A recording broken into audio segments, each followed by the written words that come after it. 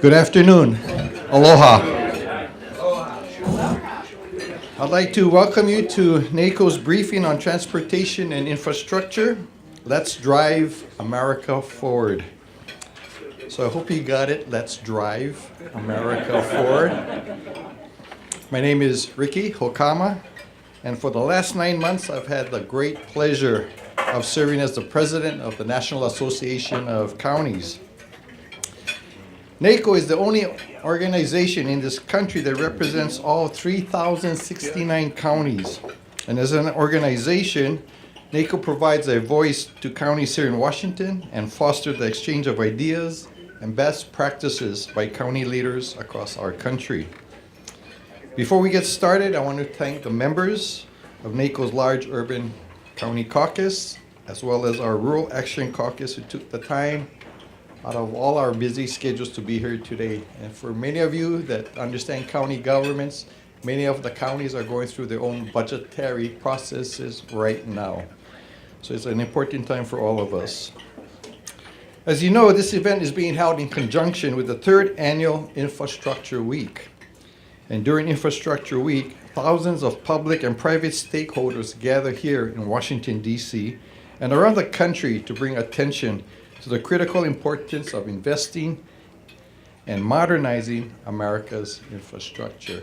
And as many of you know, this great idea came into existence because of a great president, Dwight David Eisenhower. This year's Infrastructure Week could not be more appropriately timed, with the current extension of MAP 21 set to expire at the end of this month. The Highway Trust Fund once again is facing fiscal uncertainty, and our transportation is at a critical intersection. Some of us may call it even a crisis intersection. As the owners, investors, and managers of a significant portion of the nation's transportation infrastructure, we, the counties, know firsthand the costs of underinvestment and inaction at the federal level. Investing in a 21st century American infrastructure is important to counties and the communities we as elected officials serve. That is why I have made transportation and infrastructure the focus of my current presidential initiative. Now, whether it be for moving goods to and from our harbors and ports or connecting people to the services we provide, counties, and I must say Americans, are dependent on transportation infrastructure. Modern and efficient infrastructure can bolster opportunities for our main street businesses, manufacturers, farmers. But unfortunately, for too long, we as a nation have underinvested in our infrastructure. While counties have been doing our part to raise revenue locally, we issue bonds, we attract private investments, we do know we cannot do it alone. So our goal for this event is to share with you the impact felt by counties due to the lack of long-term funding at the federal level, while reaffirming our commitment to work with Congress and this administration to provide a modern and efficient transportation system. You will hear from our chairs of NACo's large urban county caucus and rural action caucus, who will be sharing more with you about our goals for Infrastructure Week and the importance of transportation infrastructure to the nation's urban and rural counties. So at this time, I'd like to ask Mr. Roy Brooks, our commissioner from Tarrant County, Texas, and my own colleague from Maui County Council, Mr. Michael Victorino, to join me at this time. Commissioner Brooks, if you would please.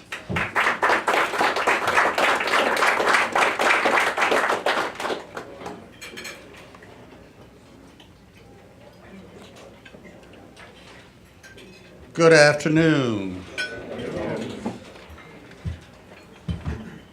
As President Hokama mentioned, my name is Roy C. Brooks, and I serve as the chair of NACo's Large Urban County Caucus, or as we refer to it, LUC.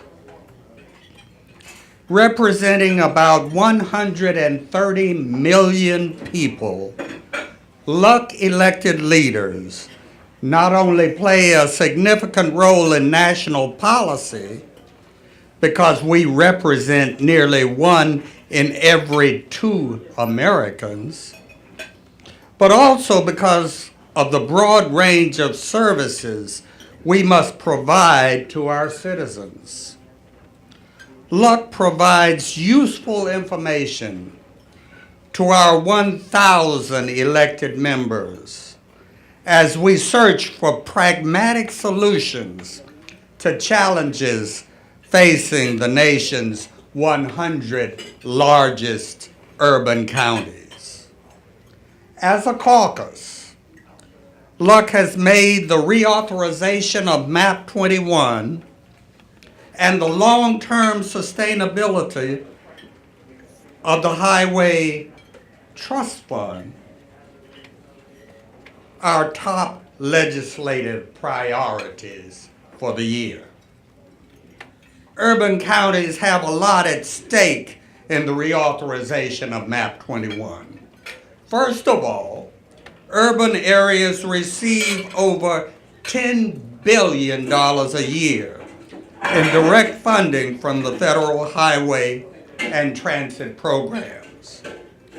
The funding is used to improve the condition of our roads, our bridges, and allows us to invest in mobility options such as transit and alternative modes of transportation. But merely maintaining or improving existing transportation assets is not enough. One of the biggest transportation challenges facing urban counties is congestion. Congestion threatens air quality in urban areas and costs businesses and families precious time and money. In Texas, where I come from, the cost of congestion is way too high. According to the Texas A&M Transportation Institute, congestion costs Texans 472 million hours of travel time, $10.1 billion in total delay and fuel costs, and $2.1 billion in truck, freight, and moving costs. The reason this is relevant to today's discussion is that in order to improve these conditions, we need to make transformative transportation investments, the type that require long-term funding certainty. These short-term measures that have become almost habitual here in Washington have left America's urban counties stuck in traffic. Our hope is today we will help you understand what is truly at stake and why counties can't afford for Congress to wait. Thank you.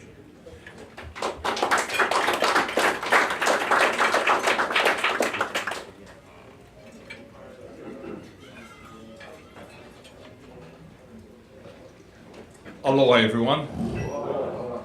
Thank you, Roy, and thank you, Ricky, for bringing us together.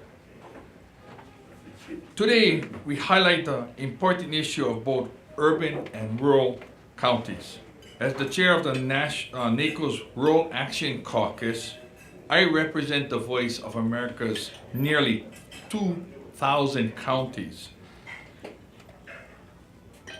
Rural counties, county elected officials from these rural counties are dedicated to solving many critical issues impacting rural life and development.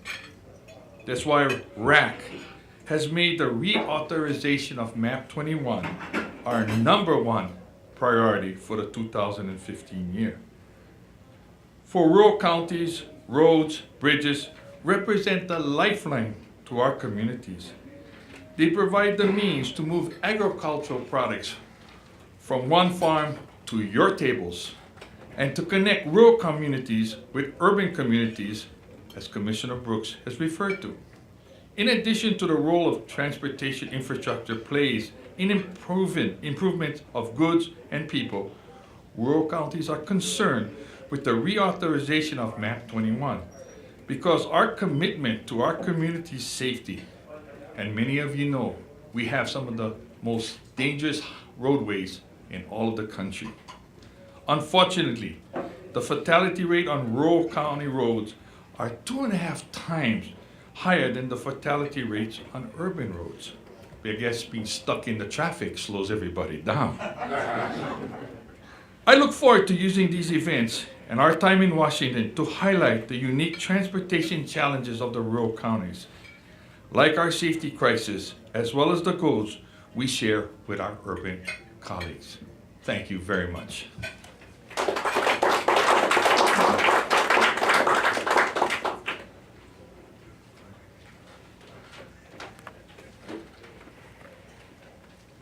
I hope you don't mind me standing more in the middle. I prefer to look at everyone. Thank you, Mr. Brooks and Councilmember Victorino. I would like to introduce a gentleman that has a tremendous strides to move my initiative forward. He has the important assignment as NACo's Transportation Steering Committee Chair. And I'd like to introduce at this time the Honorable Peter McLaughlin of Minnesota.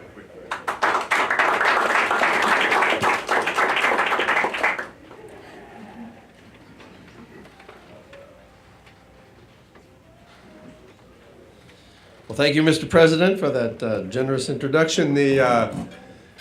When Ricky said I was going to be the chair, he said we just have to get this reauthorization bill passed. That's your job. You know, given the history of patches and things over the last couple of reauthorization bills, I thought, well, this is quite an assignment. But I'm proud to take on this job for America's counties, and I'm proud that Ricky would choose me to do that. I am, as he indicated, I'm Peter McLaughlin. I currently serve as NACo's Transportation Chair, Steering Committee Chair. And as a leader for NACo on that issue, I want to really thank the members of the Rural Action Caucus and LUC. And as a former chair of LUC, I particularly appreciate people coming forward, taking their time out of their busy schedules. It's tough to get to Washington. There are things going on back home. But in fact, as the message we've been trying to get across is we need a federal partner here. And in order to enlist that federal partner, we need to show up. And so thank you all for showing up, delivering our message, and there's nobody better than a local messenger to help get our message across. You know, the role that counties play is incredibly important. Incredibly important. It's important for us as institutions, but it's important for our residents and our businesses. And I think we can't forget that.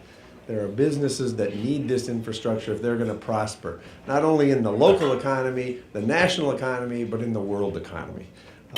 For me, this is also a personal issue. The 35W bridge that collapsed, that was in my district. And I knew some of the kids who were on that yellow school bus that was teetering on the edge of the concrete, and I knew some of the staff people who were on that. They were from a community organization right in my district. So it's personal for me in that way. In addition, for our county, we've got 6 bridges across the Mississippi River that are ours, 6 of them. And everybody knows building a bridge is not cheap, and the Mississippi is not small. Not as big as it is in Louisiana, but it's still a huge investment. And we share some of those bridges with Ramsey County, our partner to the east. But we have tremendous responsibilities. So to help us share this message with our federal lawmakers and the general public, NACo has developed a video, and we're excited to debut that video today. It's entitled, "Let's Drive America Forward." In a moment here, we'll begin the video, and after the video, we'll have a more in-depth conversation with 2 county commissioner colleagues from across the country about their county's need for a long-term funding certainty for their transportation infrastructure. So please sit back, and enjoy this video debut.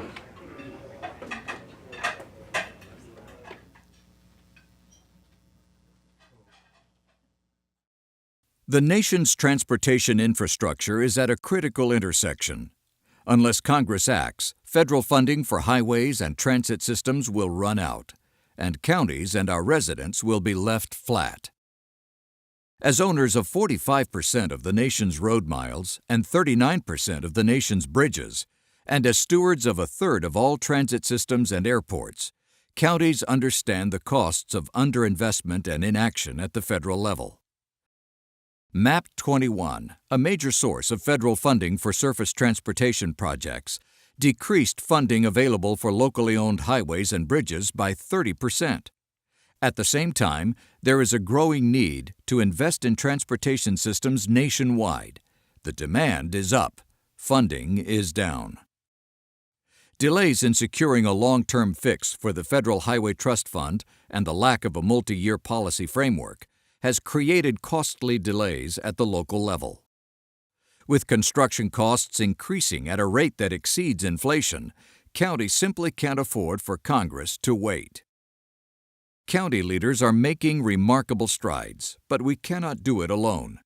We need a reliable federal partner and a long-term investment in local transportation projects that affect everything from residents' daily commutes to shipping goods around the globe. Our way of life and our economic vitality depend on having 21st century transportation infrastructure.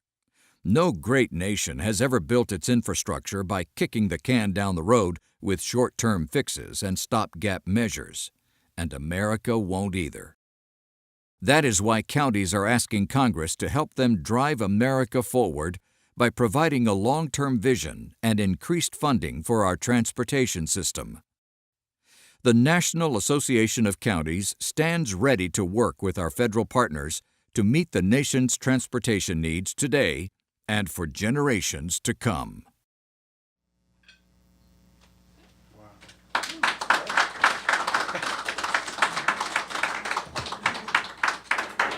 Let me just say, I think that captures sort of the new energy here at NACo that the staff and our leadership under Matt Chase is providing. I mean, that's really right, cutting edge. It's great summary of what's going on. So let's all join in thanking the staff for the great work that they've done. So now it's my pleasure to introduce two panelists. One, a friend of mine and Minnesota colleague. We've been colleagues on the AMC board of directors. His name is Bob Fox. He's a commissioner from Renville County in rural Minnesota. So come on up, Bob, grab a chair. And then our second panelist is Deborah Lieberman. She's a commissioner from Montgomery County, Ohio. They are going to give us a little discussion here about how these issues affect them in their counties, how it affects, how they can carry out their jobs, the importance of surface transportation.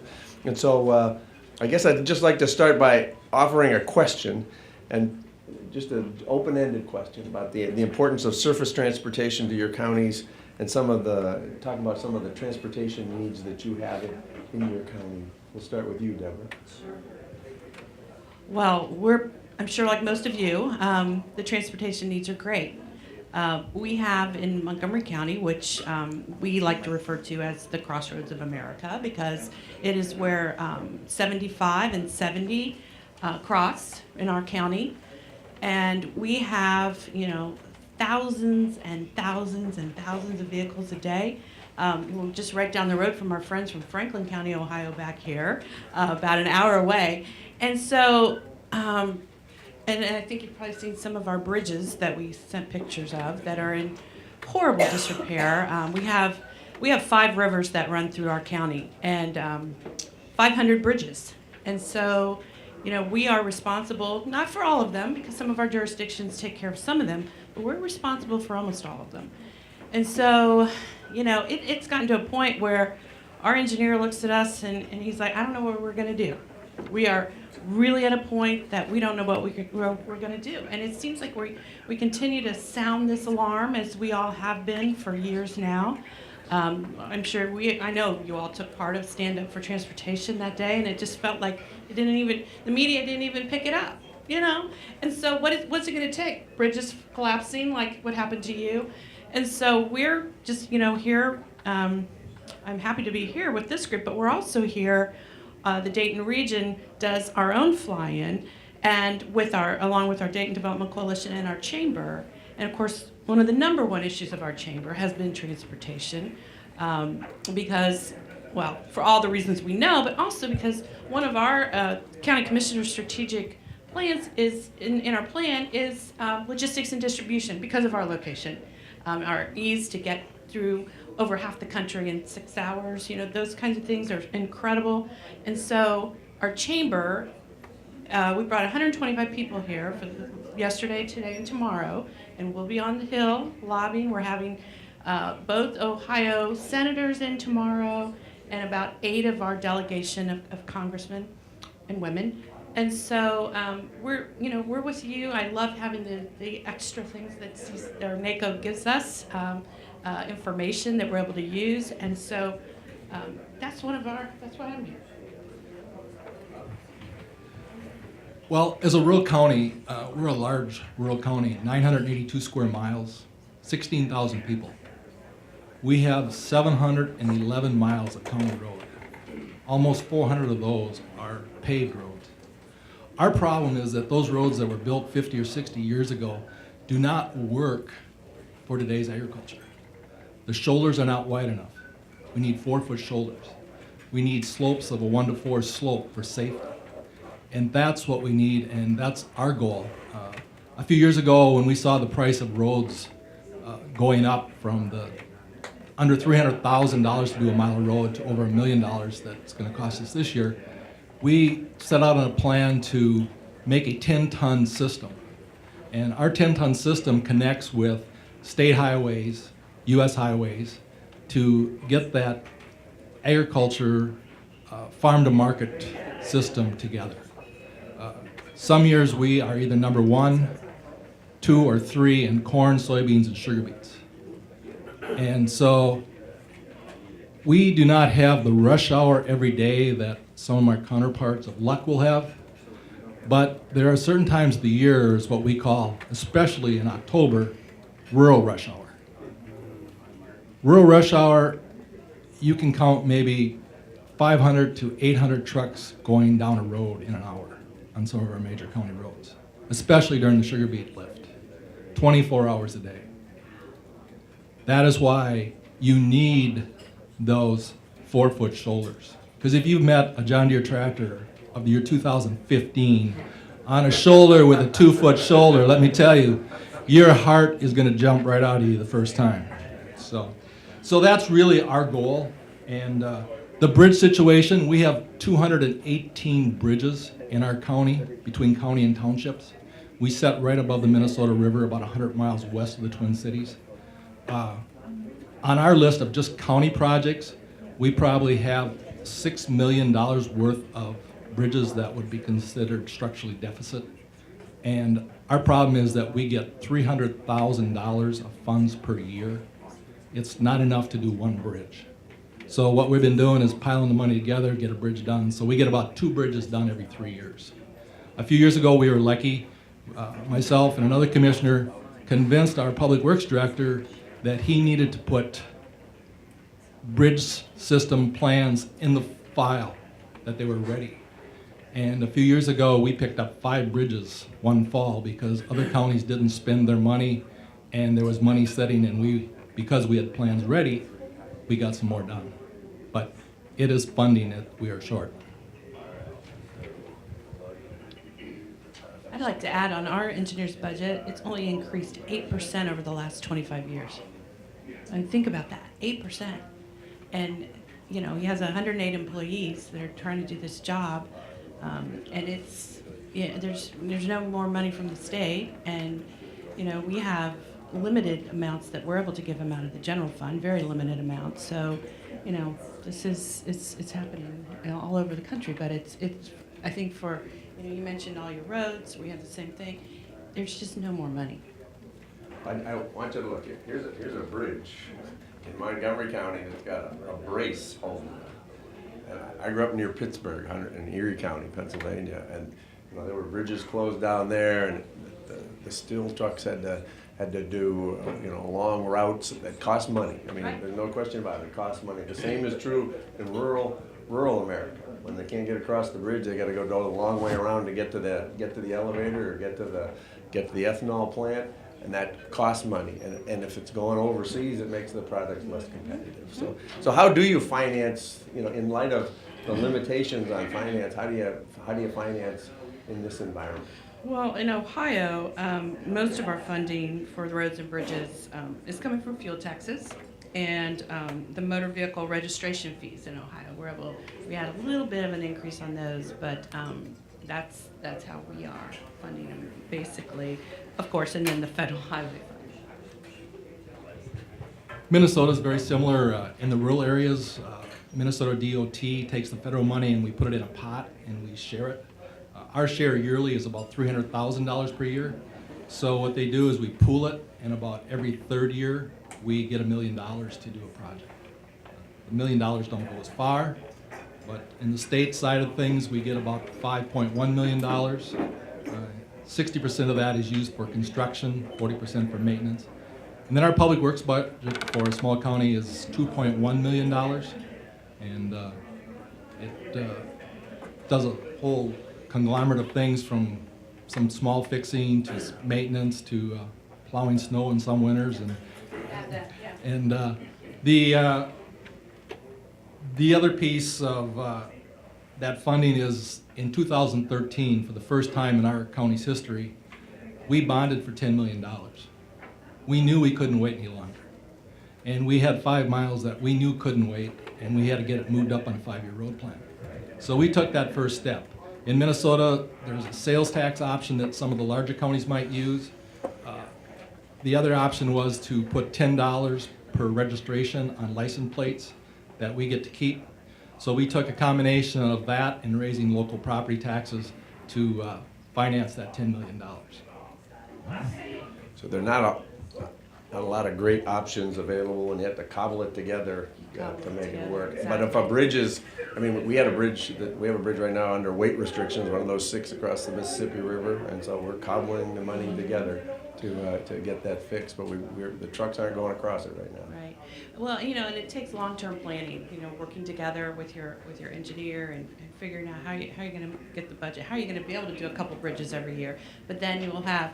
Of course, Hawaii, you don't have to worry about this so much, but we'll have these years. We'll have the years. No, you don't have to worry about what I'm going to say. What he mentioned is snow removal. That in Ohio, the county engineers. One of your biggest concerns, exactly. Every time I've been there, I've complained about that. No, and so those years when in Ohio, for example, the last couple of years it's been horrible. Kind of like here in D.C. with snow. It seems like every time we come to DC lately, we get snowed in, right? So you don't budget for those horrible years when you've got your plow trucks, 24 hours a day out there, and so you add then your planning that you've done pushed back. So that there's always different factors, and it's always on an emergency basis. It seems like, and I just don't think that's any way for any counties to have to plan and work around. Well, based on that comment and Bob's earlier comment about going out for bonds, there's clear evidence. There's been congressional testimony, and we've had testimony as well in Minnesota, about what happens if you defer maintenance.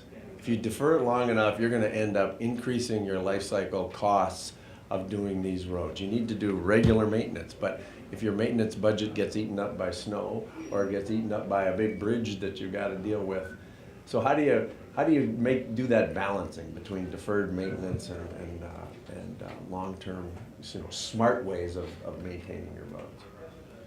Well, we have a new young engineer, and we've tried some different things with reclamations and whatnot.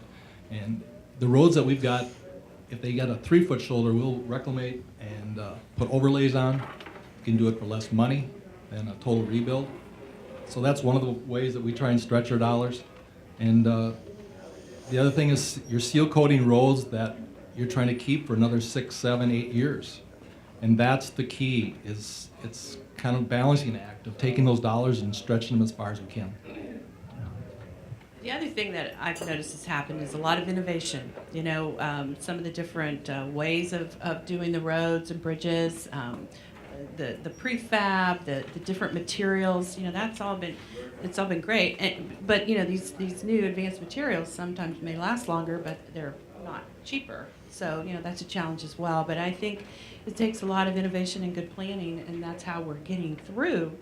But you know, we're just a bridge or two away, all of us, from you know, really some devastation. So could both of you talk about how you actually interact with your federal delegation? You mentioned you've got a delegation here in town right now visiting. If you could elaborate on that a little Sure. more. You know, as I mentioned, our local Dayton Chamber, one of their big focuses is on transportation and infrastructure. Clearly because of where we're located, the number of trucking companies that we have, logistics and distribution companies, so they get it. And so they lobby very well here in Washington. But we put together every year our own fly-in from the Dayton region, and we have 125 people here, elected officials, chamber members, businesses. And then because Wright-Patterson Air Force Base is located in the Dayton region, we have a lot of our defense contractors with us. But I love to hear from them when they talk about how important it is, you know, when you're talking about good infrastructure, because it's so important to them to get in and out and to be able to have the companies there that, you know, so that there are good roads. So we are going to spend the rest of our time here working with our senators and our congressmen, and this is one of our topics. What we do is we divide kind of the interests, and we call it our call it the PDAC. But what that means is we as a region, which is about 11 counties, 1.5 million people almost, and we say we speak with one voice, and so we break it up into military, transportation, human services, quality of life. And then under each of those are our top priorities. And so we have we got the book, you know, we have the things that we're asking, now that there aren't earmarks anymore, so it's like we're working more, you know, we work more directly on, you know, with staff and the different, whether it's transportation, whether it's HUD. And so, but it's nice that we're able to have this and speak with one voice. And it's also nice that transportation is one of the top issues. Well, we do the same. We work with staff in D.C. here with our congressional. I'm represented by Congressman Peterson, whose district touches the Canadian border, and it also within about 50 miles of the Iowa border. So that's about 350 miles north to south. So he understands transportation and the need for transportation. Our senators understand also the need for that farm to market piece. I mean, if you look at population growth in the next 30 to 40 years, you also look at the trend deals for crops where they're going in the next 30 or 40 years, there is a reason why we need this transportation system and why we need it to work. So let me turn it to the audience. Are any questions or comments from the audience at this point? I see a hand behind the wall. Okay, go ahead. In my experience talking to members of Congress, they understand fully the need. Where their stuck is figuring out how to pay for it. So I'm curious your thoughts are on about your own constituents' tolerance for raising taxes, and what you would recommend at this point. What are you thinking about? Well, 2 years ago when we did the bond, and I had a friend of mine go get his license, and he had to pay $20 extra for a couple vehicles. He made sure that I knew about it. And we were in the process of fixing a truly county road, a road that we get no state or federal money on. Well, that road, for that mile of road, is still $1 million. And we were fixing it just north of this town, about a mile and a half. We were going to spend about $1 million on it. And I said, here's the cost. That $20 you paid is going to go pay for this road that you drive 2 or 3 times every day, because he lives a half mile off that road. Well, after he heard the story, he had no problem paying that 20 bucks. And I think that's the piece. There's none of us that want to pay more taxes, more fees, but we certainly want good roads to drive on. And that's the key. I totally agree with that. You know, and one of the things that happened in Ohio in the state budget, they put money in for bridges. I don't know. Do you know how much you got, John? It was more for the non-county bridges. So townships got a lot. I think we're able to do 2.5 bridges with state money that we received in the last biennium. But so we continue to lobby the state for more money. But I think that it's going to have to be, even though in Ohio we did raise it on the licenses, you know, it's going to have to be the fuel tax. You know, I don't know what else we can do at this point. I mean, when we're talking serious money. I mean, if we're just going to continue to get fixes like this from the federal government, we're going to have to take it into our own hands. And you hate to raise taxes, but again, we're getting to a point that it's safety. I mean, it's people's lives. So what else can we do? Do you think your residents will tolerate? You know, I think through most of the country, people are very levee-worn now and tired. But, you know, things that make sense for everybody. I mean, I wouldn't do it in a sales tax or anything like that. But, you know, perhaps in a local license, yeah. I think if you look at the history of referenda around the country for transportation, it's a combination of transit and roads oftentimes. Most of those have passed, and some of them have passed with big numbers in support, and it's oftentimes been a sales tax that they were using. But you've got to tell the story. What are you going to fix? What's going to be better? If we put this tax on you, what's going to be better in your community to make your life better? In last week's election in Ohio, a lot of our townships had road and bridge levies on, and they all passed. You know, but you know, there comes a tipping point for property taxes that you just can't continue to do that. So we're not going to. The county isn't anyway. Yes, Mike. You know, you mentioned about the tolerance of increases, and do you believe that we should continue to move towards user fee, which is gas and registry, instead of always putting it on the RPT or real property tax? I think this is real. Oh, I'm sorry. Do you agree that we should be shifting our methodology towards users? Now, we've done that in the past, but we kind of got away from it. I think we have to come back to that. And I think do you believe people will be much more tolerant, like you're mentioning right now, so long as they can see results being completed? I think that's what I would like to ask.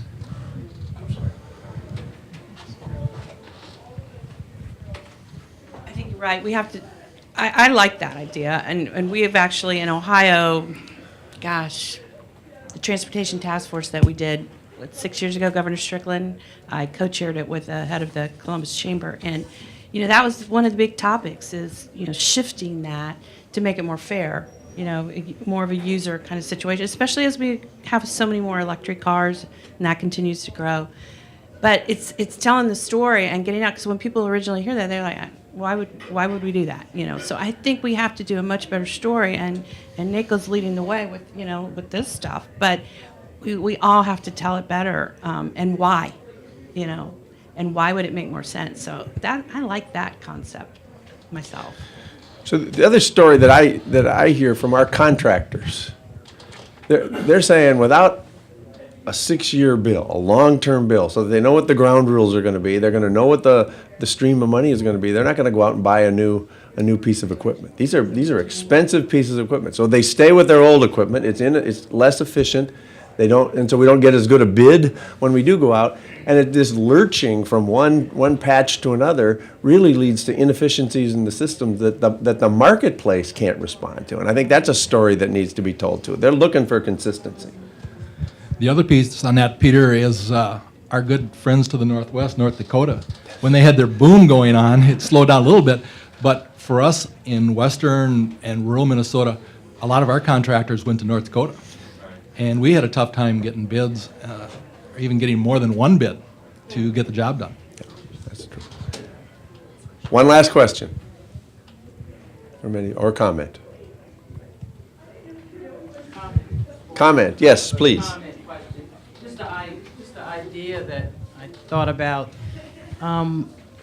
We're sitting here talking about, the infrastructure and repairing of the bridges, streets, and that we're creating jobs as well. And I know that the Department of Labor has been advertising, I guess, funds and money for creating apprenticeships, which are built, that's mostly in the building and trade.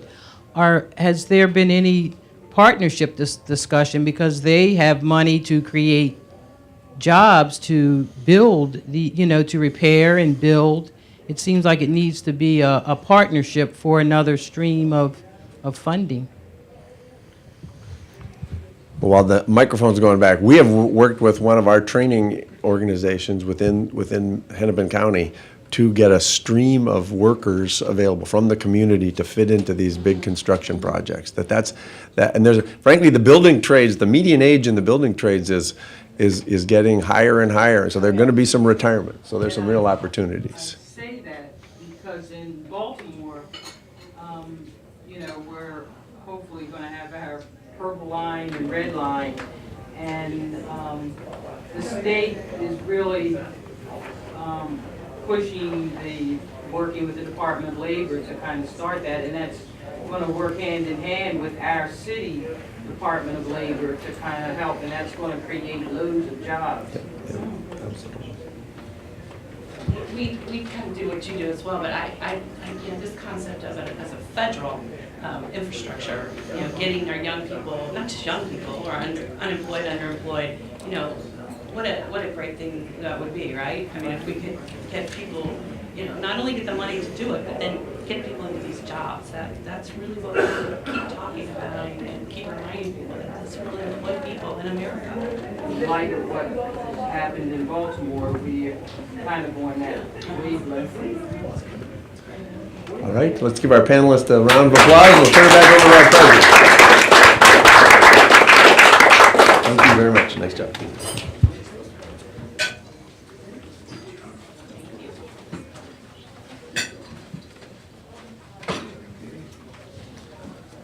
So in conclusion, we want to first thank all of you who attended this luncheon briefing today with your counties. Every American lives in a county. And so part of the message I want to end today is we tout our country as a great country, but no country can be great without a great infrastructure. Okay? We tout our 21st century military and our ability to defend ourselves. It takes a modern transportation system to get our forces where they need to be, not only external of the United States, but domestically within our own country. And if you understand the brilliance of President Eisenhower and the interstate road system, why we have great stretches or straight miles of roads is so that the military could land aircraft if needed to respond to national crises within our own borders.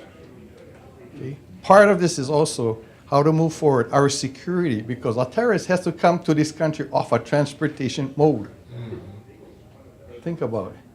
Part of modernizing our transportation system is to also increase security for our residents and America. So I thank you for being here today. There's great stories. There's 3,069 counties, each one with their own unique stories about infrastructure. So for those of you from the media, I hope you have a chance to talk to our people, because I think we have an important story to say, and there's no time for inaction at this point. So thank you very much for being here.